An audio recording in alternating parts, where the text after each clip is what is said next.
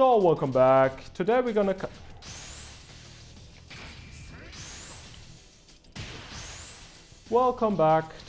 cover the third part of top moves from Yoshimitsu that you have to use and should center your offense around. First and foremost, I want to say thank you. The last video for my standards got a lot of love and a lot of positive feedback. And I asked the question if people want compact videos with better editing or just longer videos with more in-depth information, and the responses were pretty clear. Everyone said that they want longer videos with more information, so I'm gonna deliver that because I'm a theorizing, boring Yoshimitsu player that want to talk about this character all day. And now we're gonna just jump right into the first move, which is 4-2. A very underused move from most Yoshimitsu players. Most Yoshimitsu players just use down 4-1-2, but 4-2 is a very good move. It's I-17 high, -4 on block, which is good for flash or Kicho parry, and +14 on hit, which is overall very good, but creates some distance. So what I like to do on hit is I do a running free to continue the pressure. Sorry, I'm sitting like a mongoloid. Or I'm gonna do a down 4 free against mashy opponents. They can actually interrupt this, but most people don't interrupt after ballerina spin. But what I really like is dashing up into dragonfly. People are gonna accept the mix-up most of the time if you didn't do it too often, and you can also do it like this. And from here I like to use the 4 a lot of the times. It's good, it has decent tracking in this situation, countered launch for big damage, safe, -4, so afterwards you can do a lot of stuff like CD2 or backdash or sidestep. And the throw, just this throw makes people so scared, and before you use that, always use the 4, like 2 to 3 times, I'm not even kidding. Condition them to stay still. And on +14, Dragonfly is the best option in my opinion. I sometimes do a running free, and after that I'm doing the Dragonfly. Man, I cannot do running free for shit. And then I do a Dragonfly, but you can also do it immediately. And what is also a very good option on hit is dashing up into crouch. Keep in mind, Yoshimitsu is not a character that can actually mix up and crouch anymore, because his tools are not as good as they were before. In no sword stance, whole different story. But in sword stance, that's not the case. So you want to duck into block, in my opinion, because most good players will just keep backdashing when they see you duck. Weaker players will hop kick or try to check you with down forward once, and then you actually created the mix-up for ducking flash or ducking forward if you want to chase them down. Sometimes ducking into while running freeze. I cannot do it. I'm so sorry that you have to watch this, but I'm recording for YouTube, and then your execution goes through the window.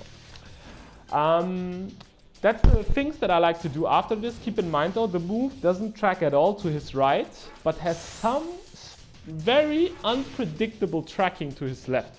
Like side walking gets clipped, sometimes the follow-up clips it. It is very weird, but sidestepping gets tracked down sometimes, and sometimes it doesn't. So it has some random ghost tracking. On counter, of course, it gives you the same spin as the down forward 1-2 follow-up, which is decent. And at -4 afterwards, if you don't do a spin, you have the option to flash, like I told you. The follow-ups are not very good in my opinion. Every time I do the follow-up, I only do the first one. Because on hit, you're still +1. So you can do a while standing 4. On block, you're -5, which in most Yoshimitsu players' mind would say, oh, I can flash. Yeah, you can flash. You can Kicho parry. But -5 also means that you could step, right? And step block and see what the opponent is doing. -5 is the gray area, the tip of the gray area where you are able to step a lot of things. And sidestep block is a very good option. Even though you do have some mental frames if the opponent isn't sharp enough to react on which spin you're ending. But good players will see if you want to bait them with flash, you will always do that after the first spin, because the first spin is -5. The spins after are -8, I think, to -7 or -8, I think -8, which means that flash isn't as good of an option anymore. Yeah, at -8 you shouldn't press that many buttons. You can go for Kicho parry, but that is risky in my opinion. So I only really do the first spin. The only situation where I do more is actually when I whiff the move and I want to cover my whiff. That is when I follow up with the spins. But they're not a reliable high crush, and that's a shitty attitude from me, so don't copy that every time. Just if you see, uh-oh, I whiffed, try to cover it with this, even though the whiff recovery is not as bad on the move.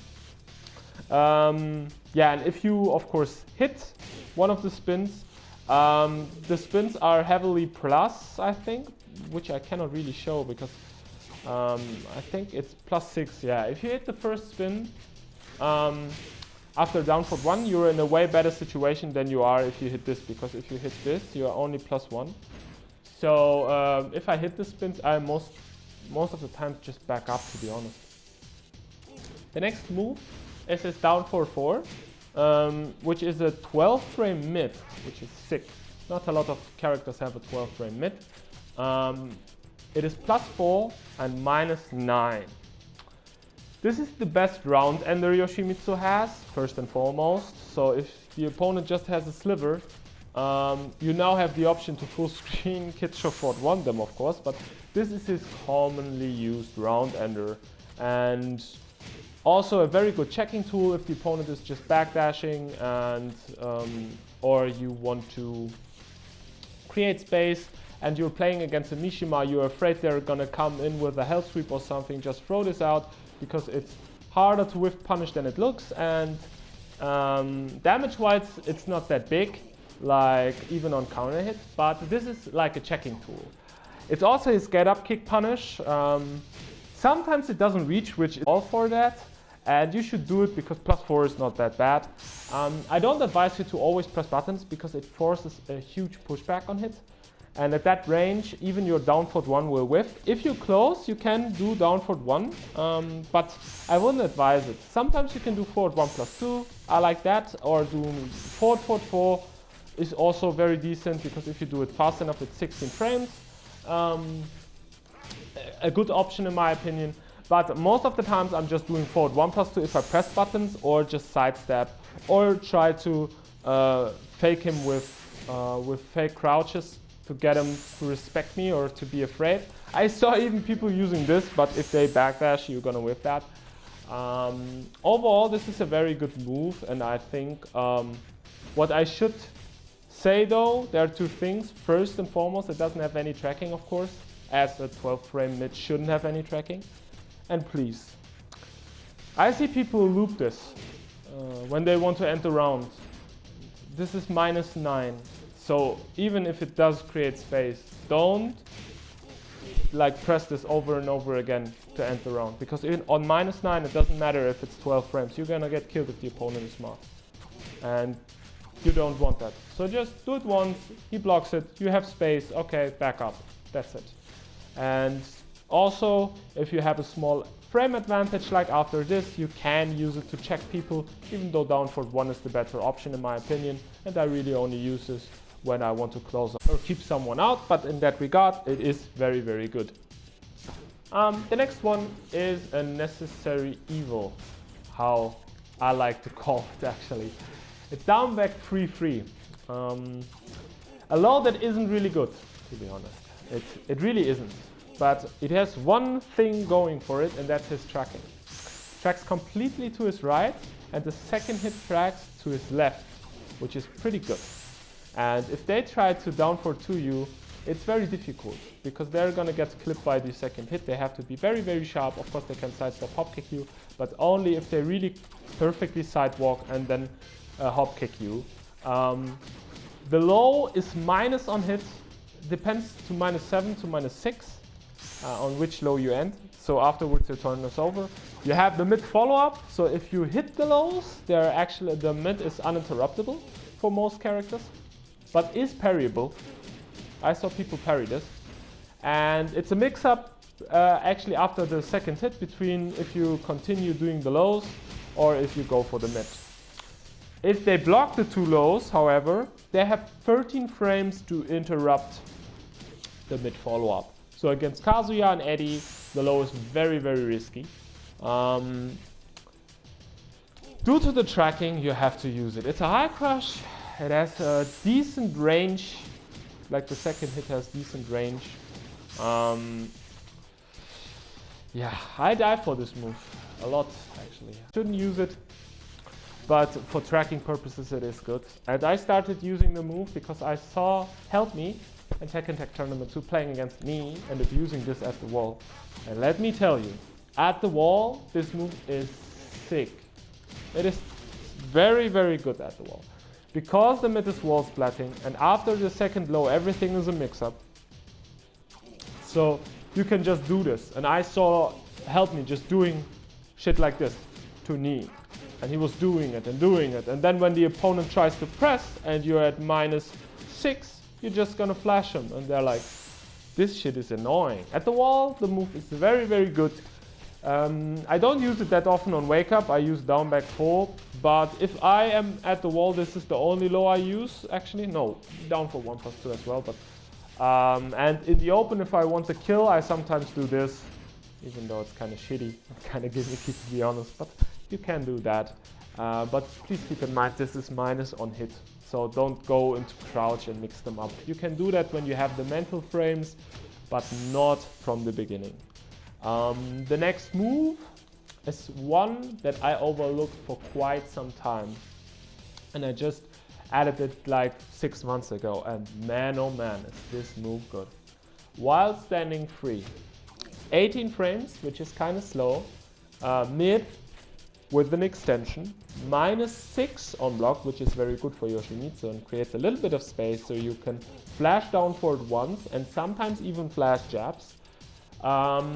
Tracks very, very decent to either side if you hit down for 4. If you didn't hit down for 4, however, and you just throw this out, oh man, this low has too much range. How do I replicate this? Maybe like this. Even though you're -4 there. I will try because to show you. So to his left, it doesn't have that good tracking. But to his right, it has all the tracking that you could ask for. And after this, you can only step up. You can only step to one side, and then most of the time it will connect depending on which side the opponent is playing on. The range is very, very good for a checking low, so they can't really backdash it.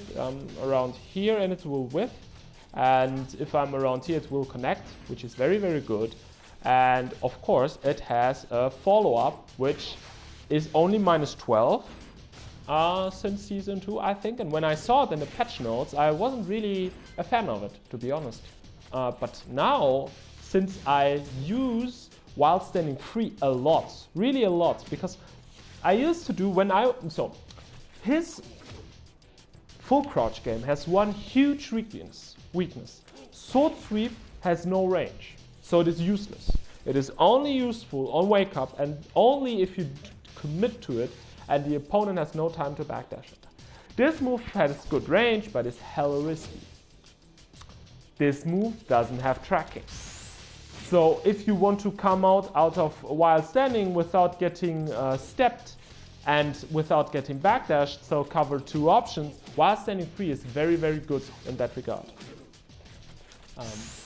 And also, the threat of the second hit gives you mental plus frames. Not plus frames, but it kind of negates the -6. And you're in a good situation where CD2 will crush the retaliation jabs to counter hit them. Or Rage Drive, which is actually a very good option in my opinion after this gets blocked. A cheesy option, but a good option. And since the second hit is a counter hit, which does decent damage, very decent damage, the counter hit really occurs if you train them with this a lot. And then the counter hit actually gets very viable. The damage is good. it's only -12, so depending on the matchup against Miguel, for instance, you're only gonna eat a wild standing 4. On normal hit, it's the same situation like this.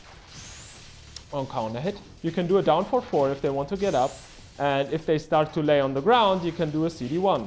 Oh my god, my execution is even too bad to do a CD1.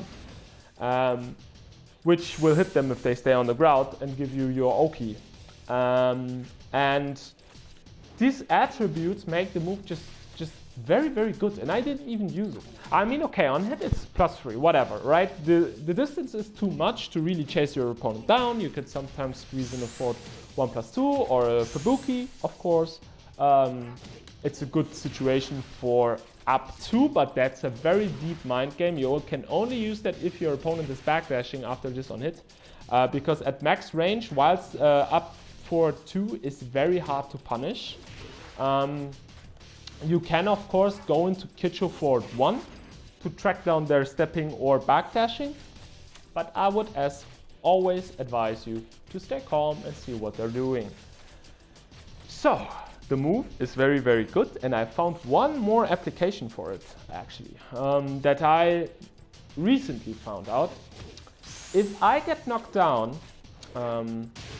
I really like, in this kind of situation, when the opponent is far away, knocks me down, and tries to run up to mix me up, I, once in a blue moon, like to get up while standing and do this.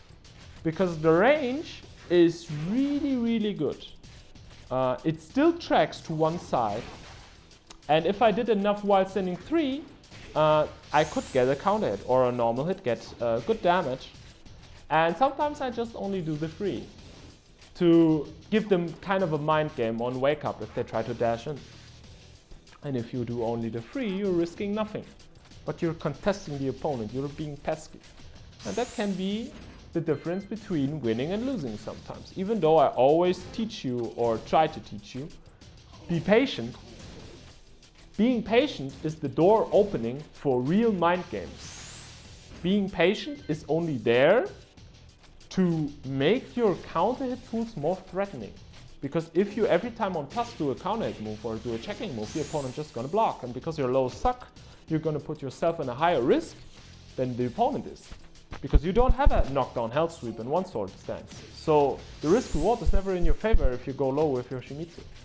So you have to mix up the timing. And when you do that, things that seem very scrubby become a lot more viable.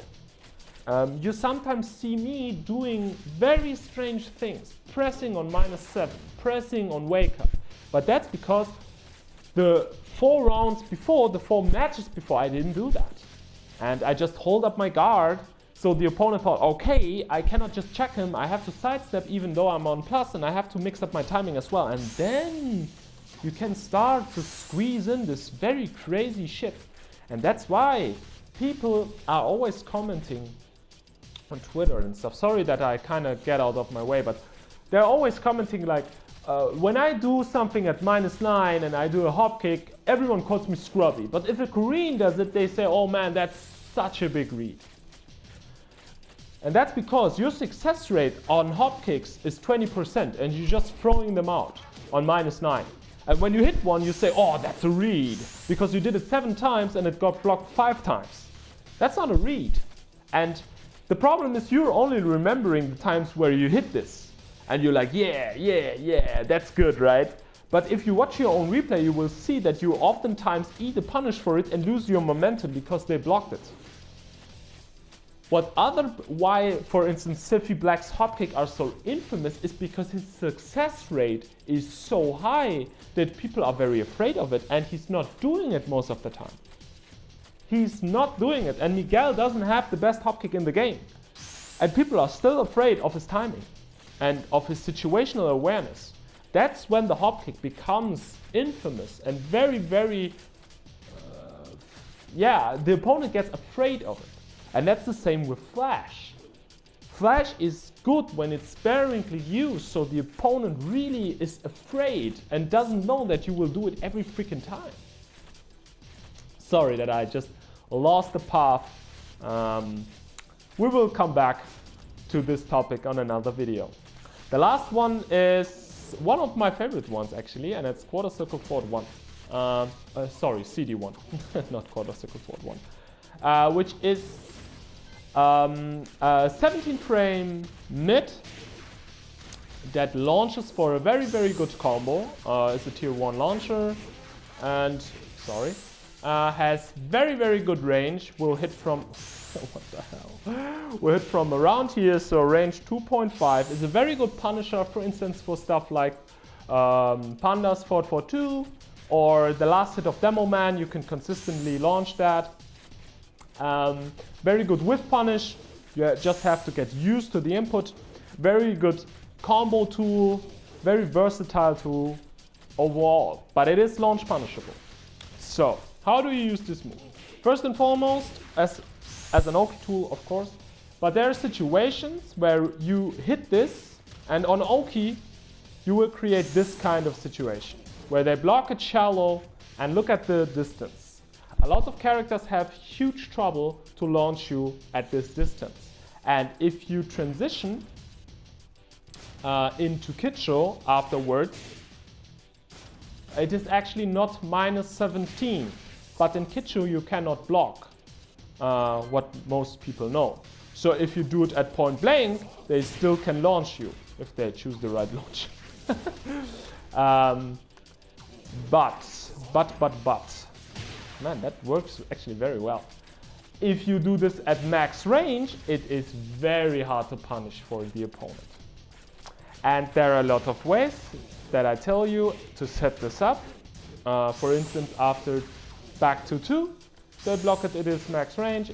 After you dash up after a forward 1+2, but you have to familiarize yourself with the situation to know what kind of distance you're at. Up for 4 is a good situation on hit to squeeze this in. And the move itself is his best whiff punisher, way better than Kabuki, in my opinion. The damage you get is very good. You have to lab the matchups to know when and against what character you can use this as a punisher. So, for instance, for Demo Man. No other character has such a reliable punish for the last hit of Demo Man like Yoshimitsu does. But never use this if you're close. I know, as I showed you, this is actually good for baiting, like Kicho back 1+2 is good for baiting the launch punch, but it's just too risky. It is just too risky, and you have most likely not the time to confirm this if you just mash this out. It has no tracking. So use this at max range as a punisher. If you feel like the opponent is coming in, you can sometimes do it, and if you whiff it, try to cover it either with that. I know that is scrubby, but nowadays we can also flash if we whiffed it. Please don't do that all the time. It's very, very gimmicky.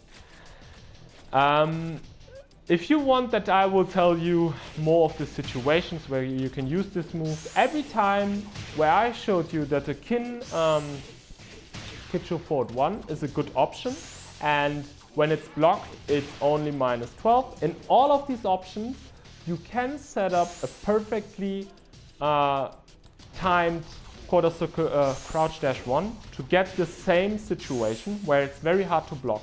So the knockdowns that I already showed you, this knockdown as well, really, I cannot even think of everything right now.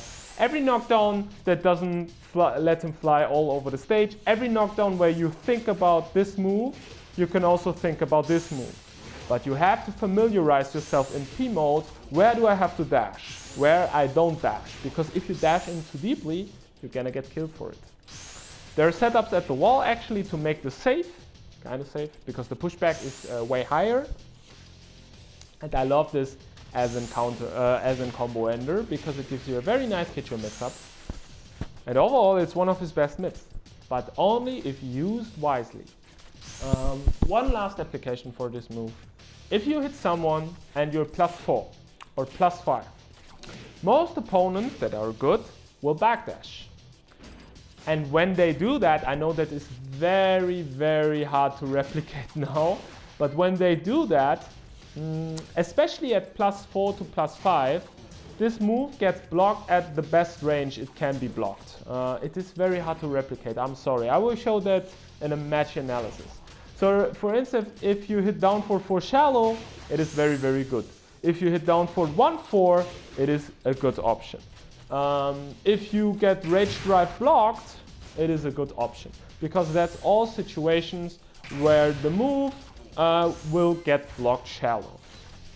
To summarize this up and to not talk for 2 more hours, you have to go to P-mode yourself and find out in what knockdown situations you can use it. Because I could explain, but it is very, very specific.